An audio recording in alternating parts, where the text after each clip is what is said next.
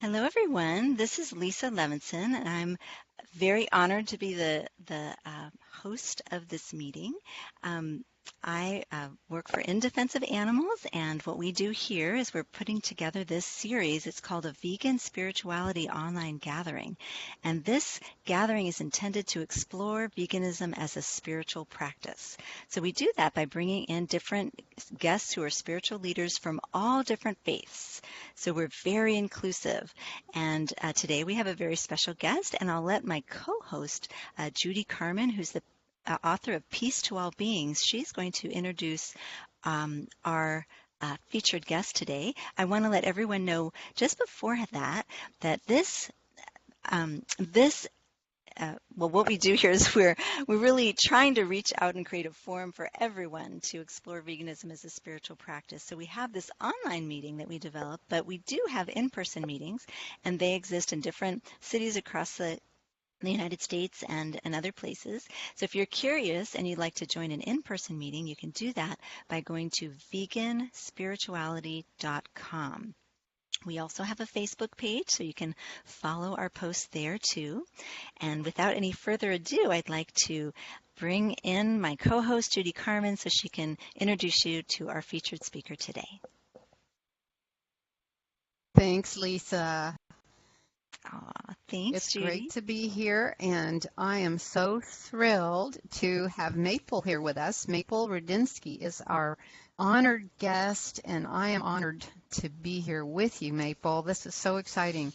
Maple has been priestessing rituals for nearly 20 years. She has mostly circled with reclaiming a neo-pagan feminist tradition. Reclaiming is a neo-pagan feminist tradition that focuses on radical transformation, community, environmental protection, and social justice. She has a BA in social anthropology from the University of Toronto with an emphasis on social movements and the anthropology of religion. A photographer by trade who loves writing and music, she is a certified creativity coach and believes art and creativity are the keys to overcoming challenges faced by the world today. She looks forward to working with spiritual people from many traditions and on many paths, speaking out for non-human animals as a main issue within intersectional social justice movements. So, wow, that's right on target. This is what we're all so interested in. And so I've got a bunch of questions for you. Great. First one is, tell us your vegan story. What happened in your life that encouraged you to become vegan? I think there was a number of things that attributed to my becoming vegan, and I placed the start of it as when I was a younger child, and I asked my mom to buy dolphin-safe tuna, dolphin-friendly tuna, and then it just went on from there. And I remember being at a steakhouse with my family and seeing the placemats that they had at each table setting, and it was like kind of a diagram of the different parts of the cow that they were using, and it just occurred to me how destructive it would be to sort of cut up this large animal for really no reason, just for the flavor of their bodies. So from that point, I mean, I was vegetarian off and on for about 20 years, and I was very comfortable in that position, like doing vegetarianism when it was convenient or not. And I mean, I felt like I faced a lot of peer pressure and outside pressure to eat meat. And so it wasn't until about 7 years ago that through a vegan friend of mine, like I had been vegetarian when we met, and she was just explaining the horrors of dairy and why animal products are just not ours to use. And it was at that point I said, okay, you know what, enough is enough. I'm gonna try to live fully vegan. So from that point forward, I've been vegan, and I've taken the Liberation Pledge, which is 3 steps where we publicly refuse to eat animals.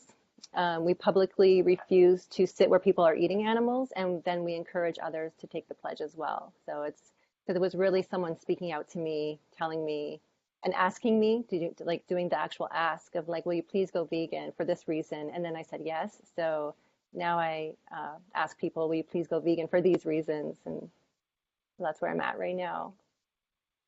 Wow. Okay. Thank you so much. That is Mm. very, very inspirational. Wow. So, so then you also are involved in paganism. And so how did that come into your life? And tell us also about what paganism actually is. For those, there may be plenty of people listening in who don't know what paganism is. So Right. tell us a little bit about that and how that came into your life. Okay. Well, for me, I always felt connected to nature. I always felt like nature was my church. Like when I was in a field or a forest or by a river, I felt just very connected to the divine in those environments. And I was interested in things like mythology and fables. And I was like, why are these stories so important to humankind? And my family of origin is Catholic, and I was raised in a Catholic family and went to Catholic school where we actually had a world religions class. We were lucky enough to like have this in the curriculum of our high school, and we studied Buddhism, Judaism, Islam, and like all the major world religions. And I mean, I was like interested in a lot of different paths before I found that paganism, or what is called neo-paganism or Wicca, most suited me. I felt like it really worked for me as a spiritual practice, mostly because it incorporated all the things that I already loved, which is like nature worship and focusing on multiple deities instead of just one. It's polytheistic most of the time. But as for what paganism is, it's such a dynamic field. I mean, it can include anything from druids to what's called like reconstructionists, or people that are trying to revive the ancient religions of Greece and Rome. And for me, it is connected to the religion of my ancestors before they were converted to Christianity, or before they became Christians. But we don't know exactly what their religion was like. We can only make a wild guess based on like archaeology and artifacts and sort of like statues or things like that from those times. So I was just, yeah, interested in all those things like ancestor worship, different like spiritual energies. So it all seemed to come together with paganism, but it is a very dynamic tradition. There is really no two pagans alike. We don't have a central like church or even a central book or literature. Everyone sort of is their own spiritual authority in our tradition. So it can be very varied. We have atheist pagans, we have polytheistic pagans, we have pagans who identify as both Christian and pagan. I've actually met a Christian witch before in my life. And so we have, people who want to adhere to their family of origin religion as well as neo-paganism in some way. And in paganism, that's totally acceptable. It doesn't cancel each other out or anything like that. So it's a lot of things to a lot of different people. In short, I guess that's what paganism is. Yeah, so really, it could apply to just about any religion, it sounds like.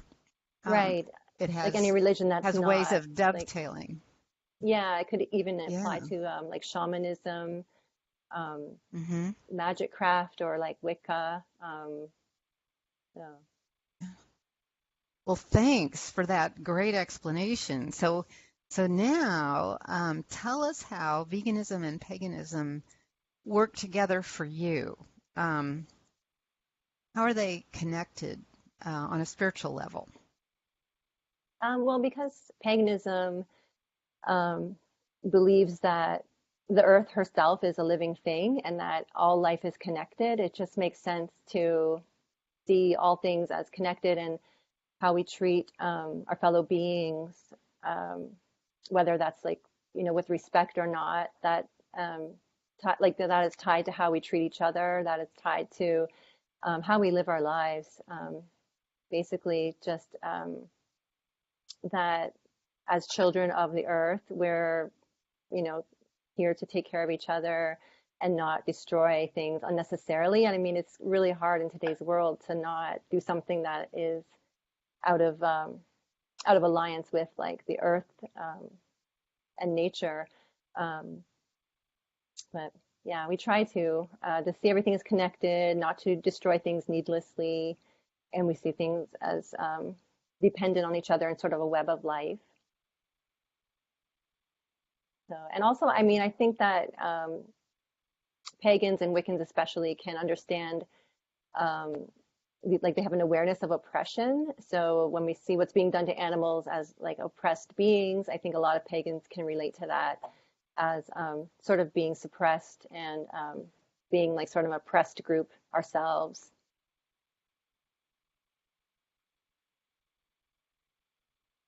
Okay, thanks. I was having trouble unmuting. Oh, yeah, I didn't hear you. Uh, yeah.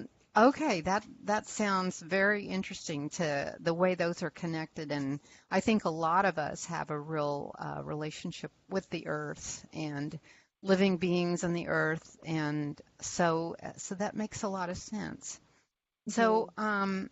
is veganism fairly common among pagans, or do you get some pushback from fellow pagans about your being vegan? Um, I think, well, personally, I've received a lot of support and encouragement in my community.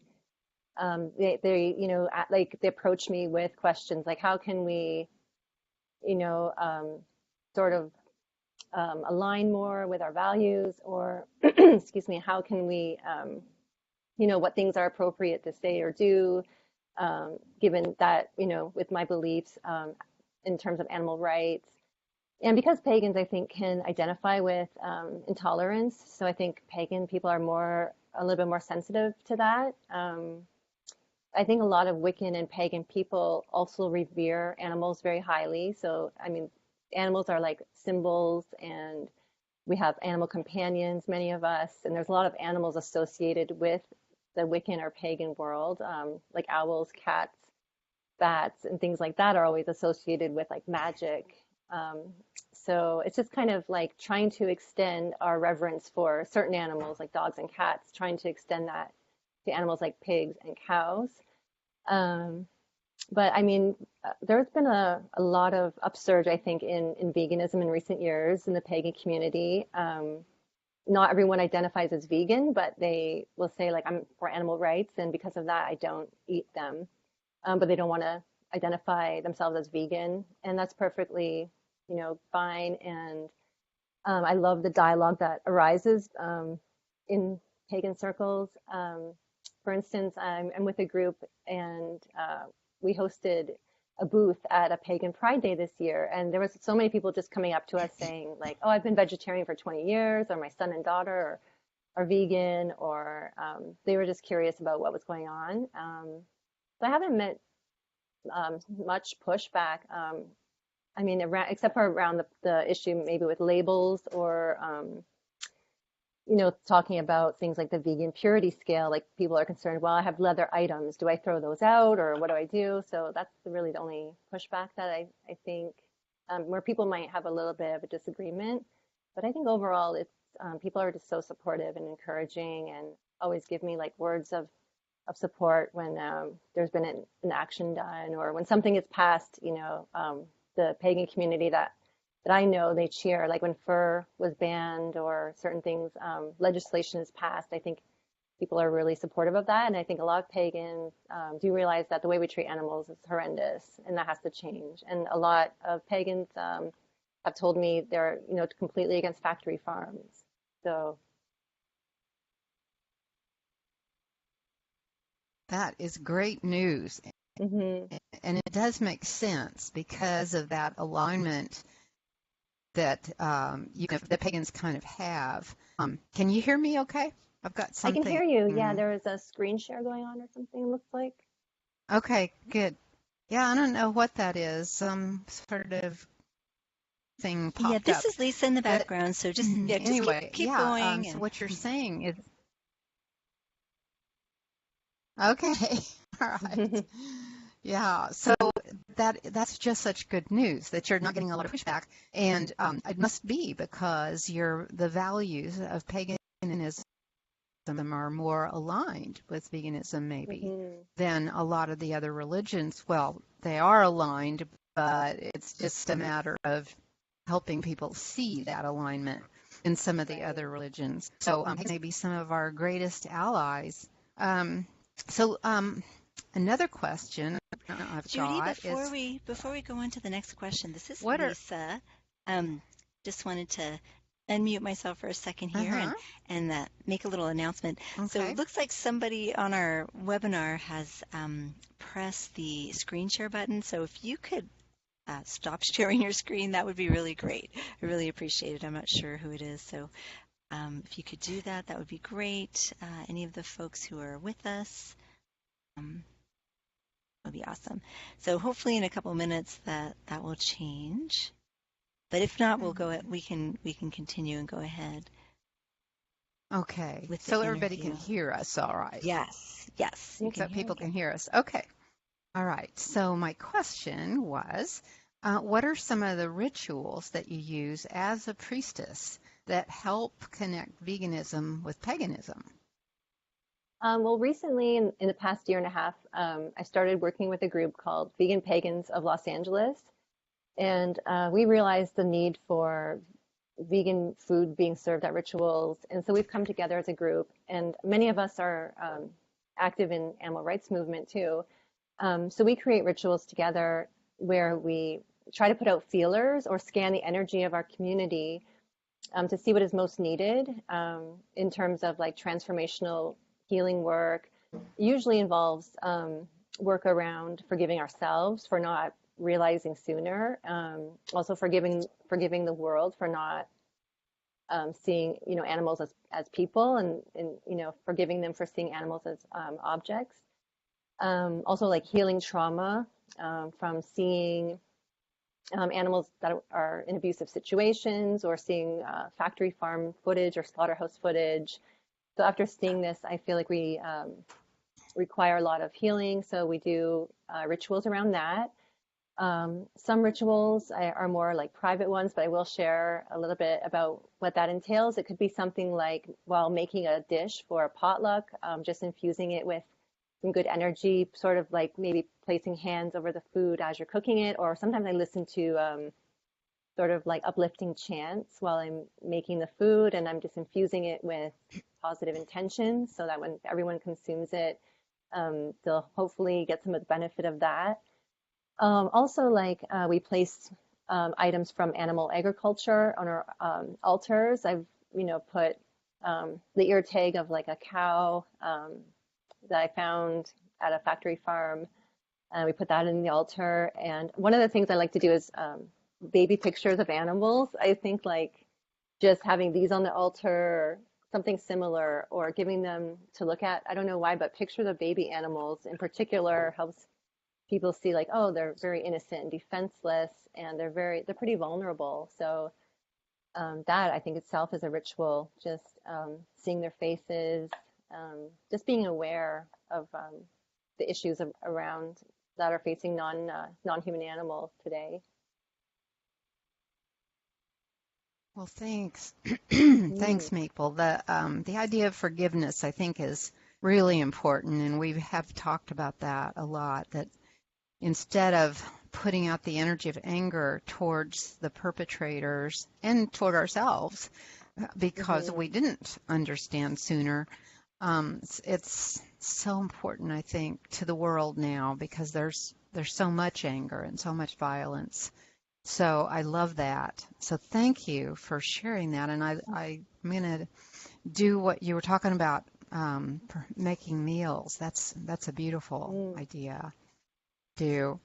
Um, so you also work a lot with animal activists, and a lot of them, as we know, don't identify as spiritual necessarily or pagan.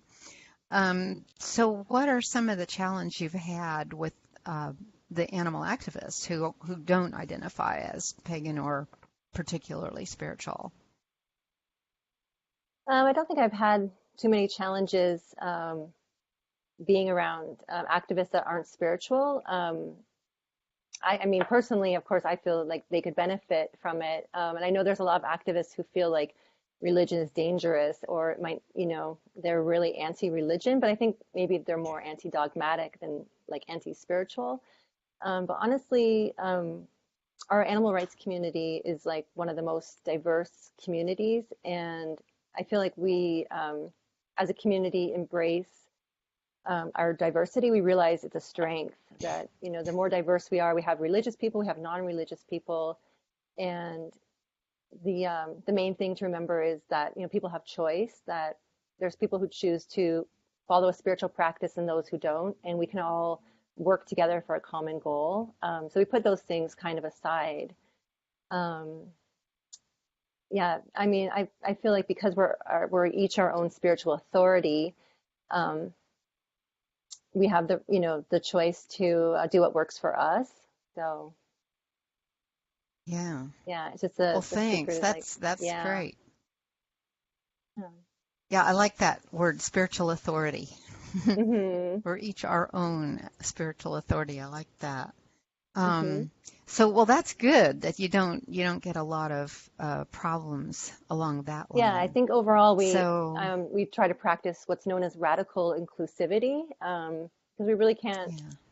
you know, be a cohesive group and work together if we're, separating ourselves between like religious and non-religious or um, so it does come up, and we just take notice of those people that are spiritual. I always want to go up to them at protests or ritual, at different events and introduce myself because I feel like as spiritual people we can learn a lot from each other and support each other in a way that maybe like if someone's not spiritual they wouldn't understand. But so I always try to make a point to get to know like spiritual people in the movement. We have a lot in common. So Yeah, that's great. And we have so much to learn from each other. So, yeah. mhm. So,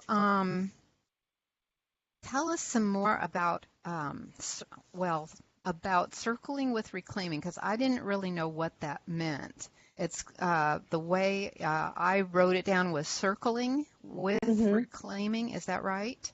Right. So how does that work, and how does it help with radical transformation and the other things that you mentioned? Well, circling just means because when we assemble in our ritual or a workshop, we're in a circle, and everyone is sort of co-creating the ritual as we go along. It might be planned, and there might be some people facilitating, but in essence, it takes everyone's energy and everyone's input to make it what it is, and depending on what energy people are giving is going to shape the entire circle.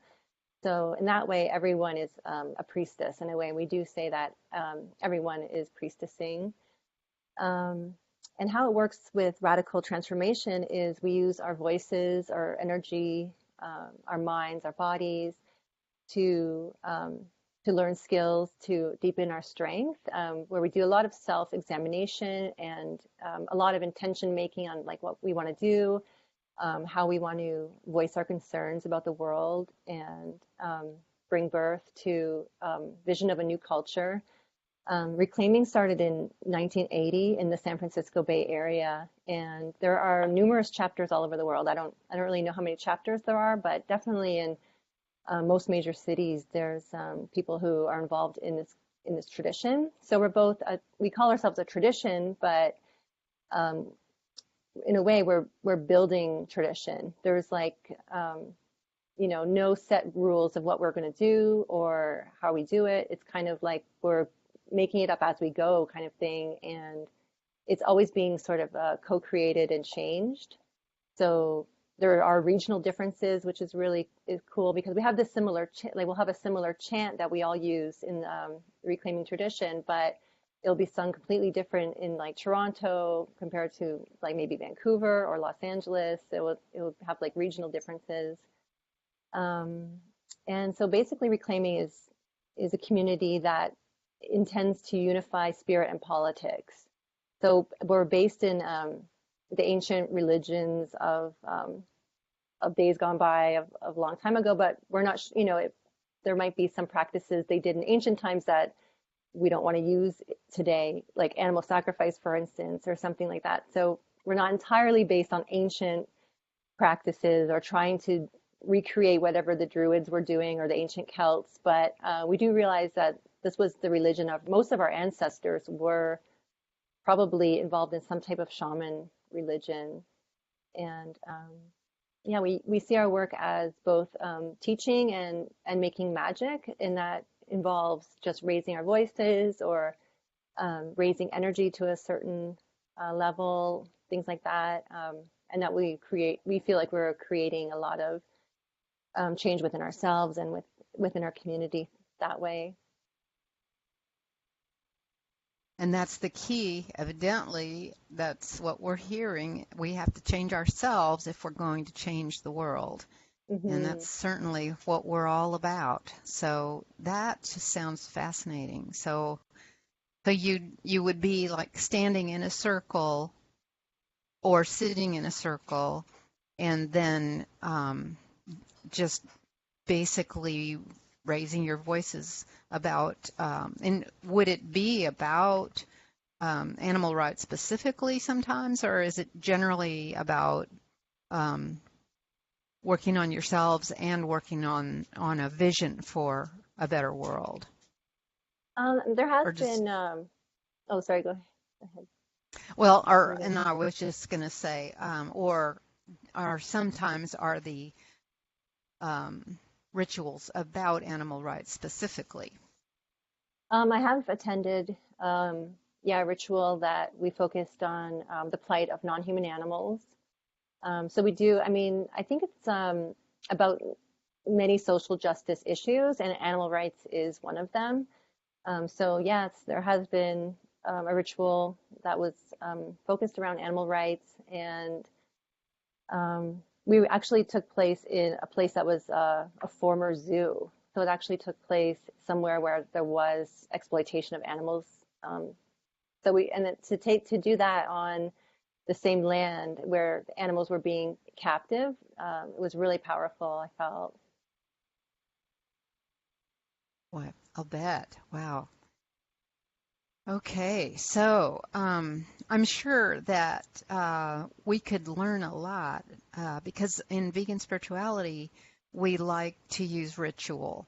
And I Hmm. think that we could learn a lot from what you all have done.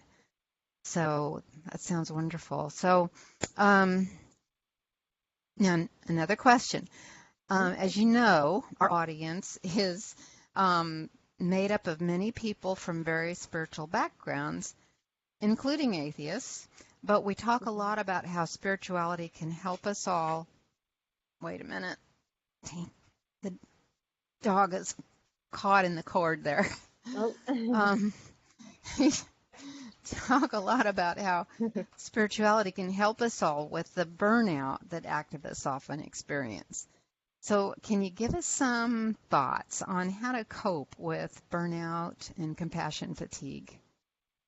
Oh, this is something that I've experienced myself in recent years, and I've had to learn how to make my activism and my efforts, how to make them sustainable. So if it means not attending as much things as I want to, and because I live in California, I mean, there is something literally like every weekend, almost every day, there's either a vigil or a protest or some event going on, even like a vegan meetup or something. So I have to try to prioritize um, doing social justice actions, but I feel like I have to prioritize which ones I feel like will be the most effective with the time that I have. Um, but the advice that I would give is ask for help when you need it. There's a lot of resources and a lot of people willing to sort of help guide people along people who have been there or people who are active in um, the movement, who have a lot to share. And I feel like just asking for help is can do us a lot of good. Also, besides people, there are spiritual allies and our, sort of deities or like our ancestors and descendants who I think would come to our aid if we ask them. Um, for me personally, I try to seek nature. I try to seek um, like being on the ground, like walking on the earth at least once a day, really connecting, letting all that sort of sadness or stress about animal rights, just letting that go into the ground and letting the earth take it. But for atheists or for people who are not spiritual, I would recommend going to an animal sanctuary and seeing animals who are living a peaceful life, because we see a lot of pain and suffering with animals. And I think it's sort of like a healthy dose to see both the pain and suffering, and then seeing animals, or just giving our companion animals a little bit extra love at home, or taking them for a really long hike or something, taking our dogs to the dog park or something, just helps us like remember to have hope, and that we're, if we keep it up, the world is changing, and just a matter of time really before like legislation is passed and we reach critical mass in terms of how many people are vegan, and so just to have hope and see the differences. I try to read up on the positive changes that are taking place.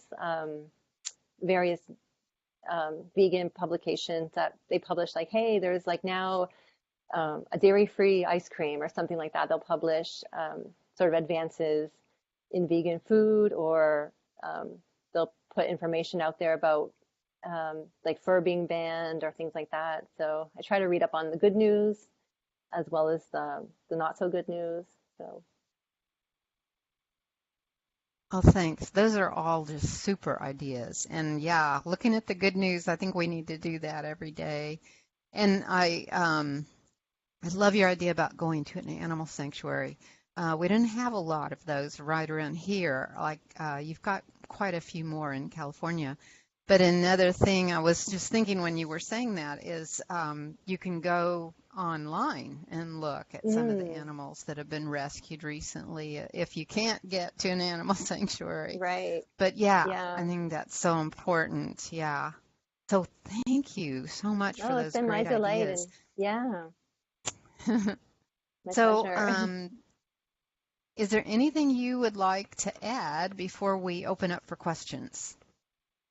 I'm not sure if I mentioned this before or not, but I feel like when we protest, like when we do something in public that expresses our discontent, I think that in itself is almost like a ritual, or it can be sort of like, if you don't like the word ritual, maybe like a ceremony, like in a spiritual sense, because both I think involve connecting with one's purpose and connecting with the divine and aligning with our deepest core values.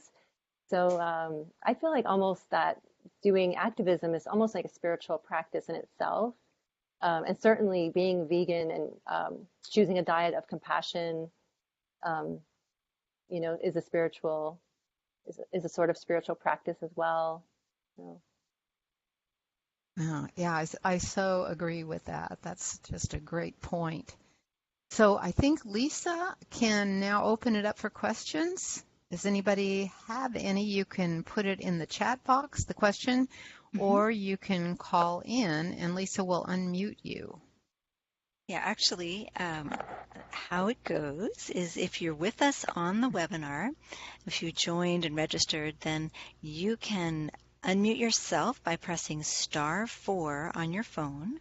If you're with us on your computer, then you can click the icons. There's a couple icons. One looks like a video and the other one looks like a little microphone. You can actually click either one and just join us and share your webcam. We'd love to see you and hear your questions.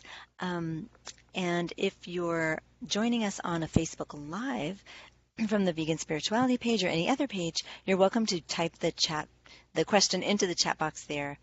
And for those people on the webinar, if you don't want to speak or add your webcam, you can also type it into the chat box. So just curious, seeing if anyone has any questions.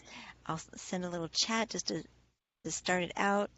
And we welcome your questions because there may be lots of curiosity about this topic. And so let's see, I'm just going to check, we don't have any questions coming in the chat box right now, so I'm going to double check our looking here. Um, so we have people who have joined us live who are saying it's great to actually. Pafo is saying it's great to see you, Maple.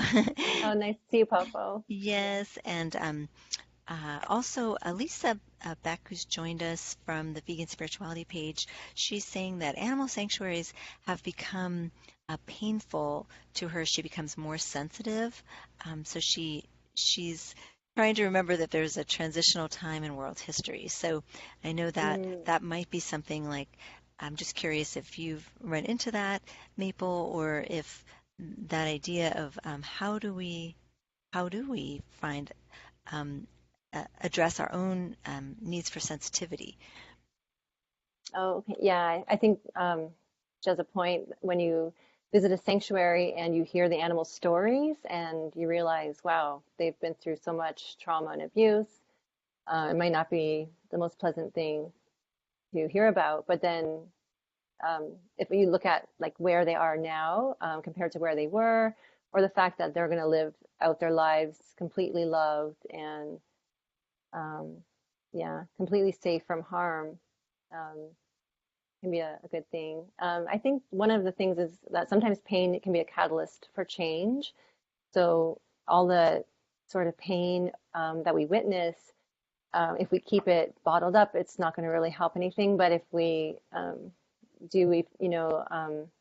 sort of like the most effective activism that we can, or if we just tell people about what we're going through, I think most people will have an understanding about that. They can definitely see that we disagree with what's being done to animals, and it can be a catalyst for a lot of change, I think.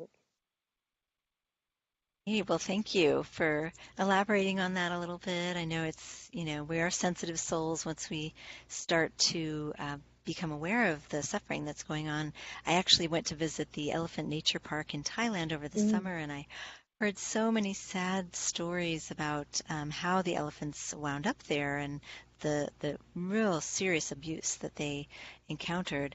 And then I also got to see them living out their lives in peace and harmony with new Mhm. friends, and even those of them that were no longer had sight still were having Mm. wonderful lives. So that's an important way to balance. We've got the yin and the yang, the sun and the moon, however you want to look at that. Right.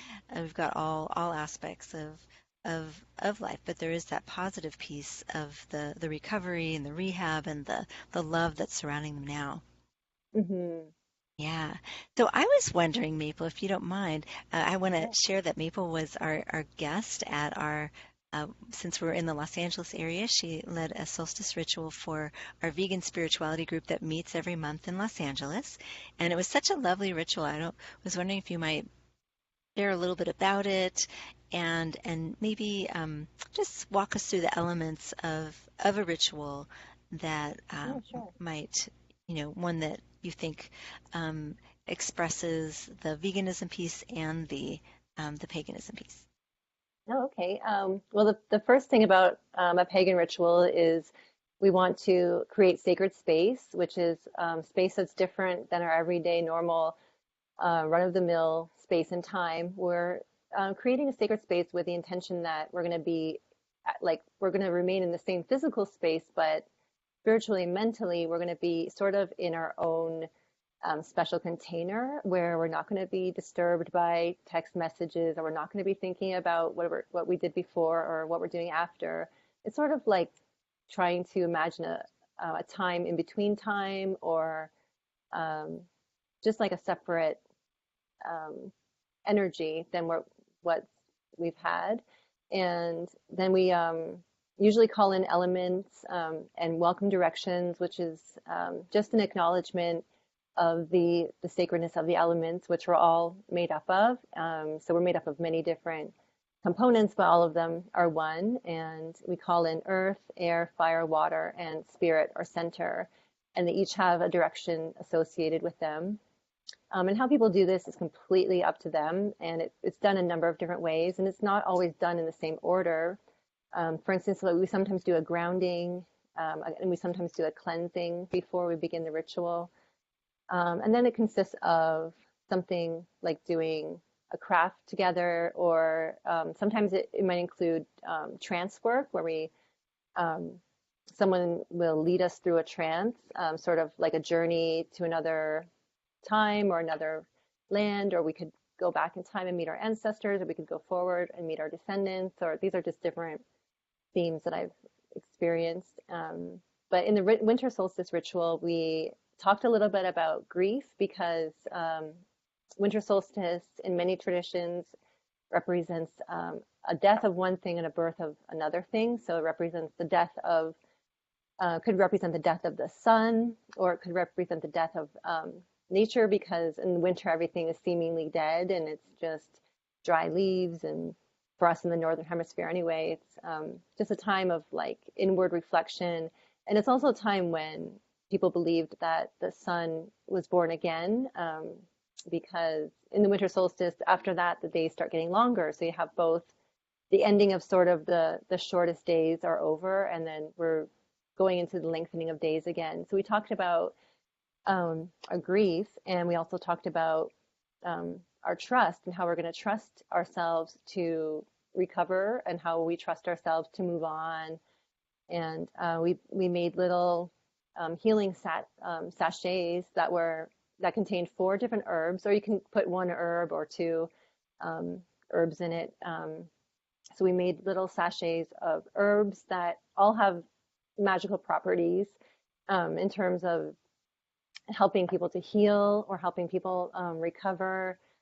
And the weird thing is, like, some of the herbs are actually medically proven. They're used in like Chinese medicine to balance out hormones, for instance, or used by many people to for like calming purposes, or for like remembering things. People can smell cloves and remember certain things. So besides like having a sort of magical energy, they do have actual medicinal properties, some of them. So we put those all in a bundle, and made those into to carry around in our pocket, or put it in your car, or anywhere you feel like you need a little extra reminder along the way. And with paganism, we do use a lot of materials. Usually we like to use materials from the earth. We use a lot of like crystals and rocks and wood and things like that. We use a lot of like incense. Just that we like kind of like, I guess, the physical aspect of the world. And it's a lot about sort of indulging our senses, or using our senses to sort of perceive things differently, or sort of like, yeah, experience the spiritual world through nature.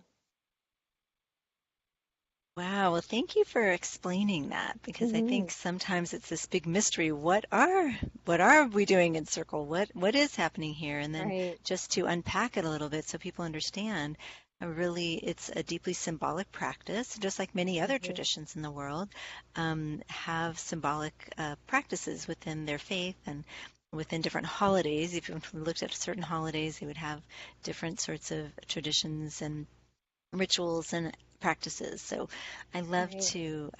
to learn about these and also to practice them. It was just such a delight to make this little sachet, and I still have mine. Mm. And Oh, I great. like that idea of it reminding us about our connection to nature, which is a big Hmm. part of our ethos as vegans, and especially as spiritual vegans, is to connect with nature and Hmm. to honor our relationship to the earth and also to all living beings. So this has really been such a delight to like get a little bit more information about um, what it means to be a vegan pagan. So I'm really grateful to you for being part of this tonight, and I'll do a little check to see if we've got any other questions. And I don't know, Okay. Judy, did you have anything you wanted to share or ask?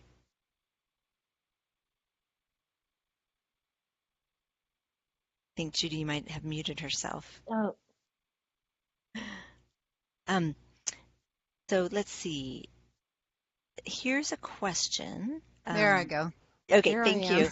I have thanks. looks like there Sorry. is a question here that says, have you done a collaborative ceremony with those of other backgrounds? Um, This person, Elisa, who's sharing, was Mm, saying she's found that the religious ministerium in her town has a fear around paganism. Is there a mm. resource that you recommend to explain, like what you just said, in written form?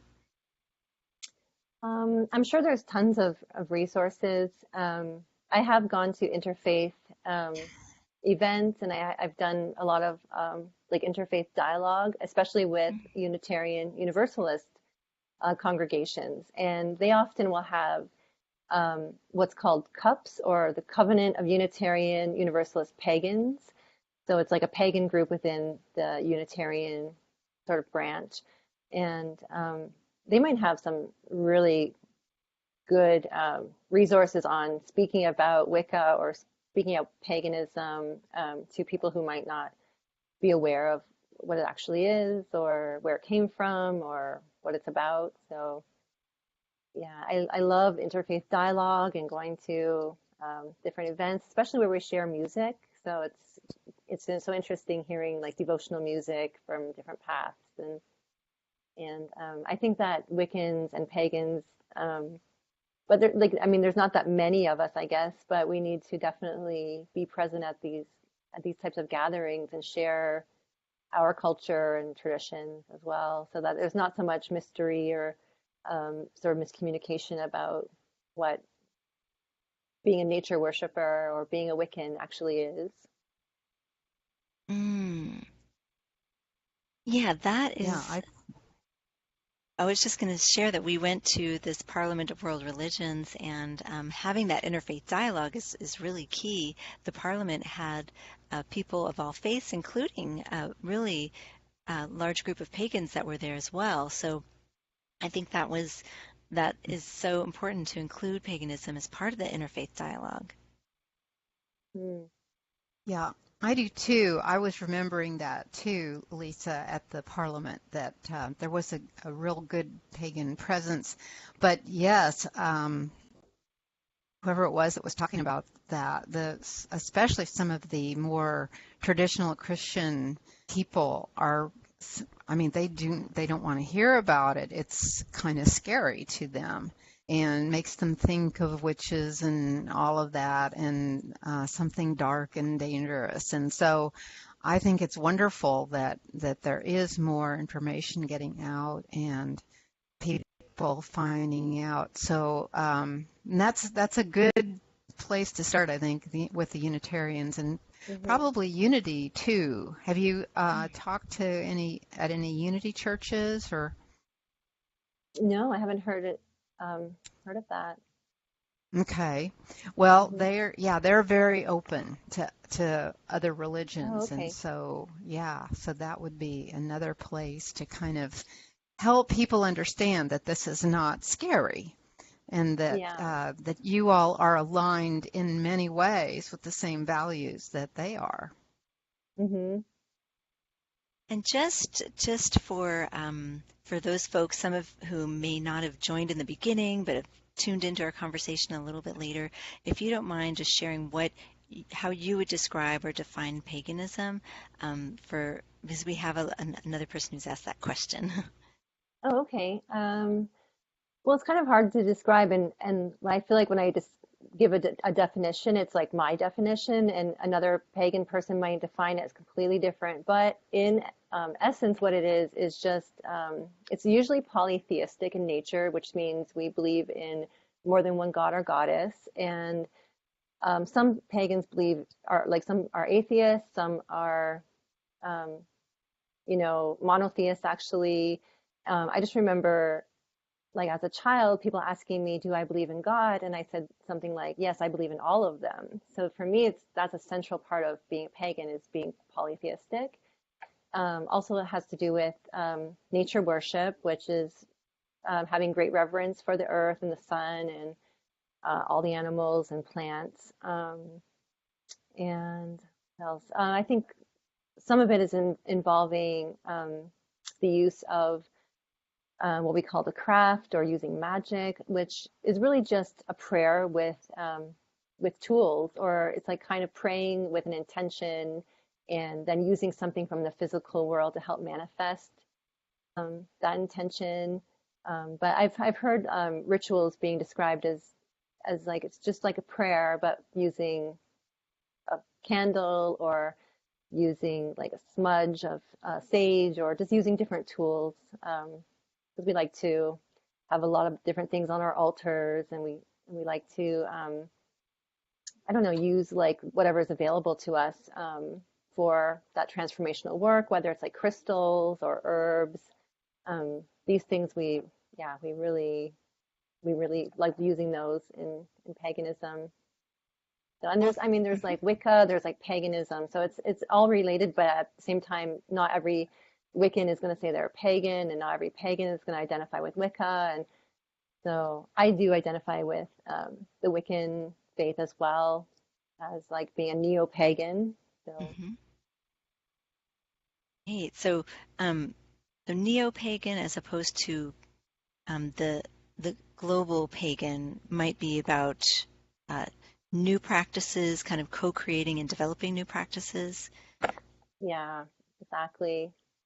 Okay. Because we can only guess at, like if we're trying to recreate for instance, like my background includes like Slavic and Celtic backgrounds, and so we know what gods and goddesses they might have worshipped or what celebrations they held, but we don't know exactly their practices. So we just sort of fill it in the blanks, that the things that we don't know. And but I am curious. I've always been curious about, what was it my ancestors were up to before Christianity came to Europe? Like, what were they doing, or what do all these symbols mean? And all their mythology and stories were kind of it was a lot of attempts were made to suppress it and push it underground, but it couldn't be suppressed. People still practice summer solstice. They still, celebrate on the winter solstice and the equinoxes.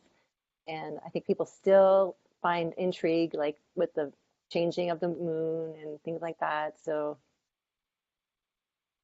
it's about Great. connecting to nature. Yeah, yeah. So really honoring the seasons and honoring the different cycles of life and even maybe Hmm. the harvest. So Yes, and the rites of passage too. We celebrate birth, death, marriages, all the things that religion has in people's lives. Like that sort of, it fulfills that sort of need too. wow, this is so interesting. I think Judy and I were really curious to have you on today and to be able to hear more about paganism from somebody who's practiced it for many years and who's led rituals. And this has really been quite an honor to hear from you.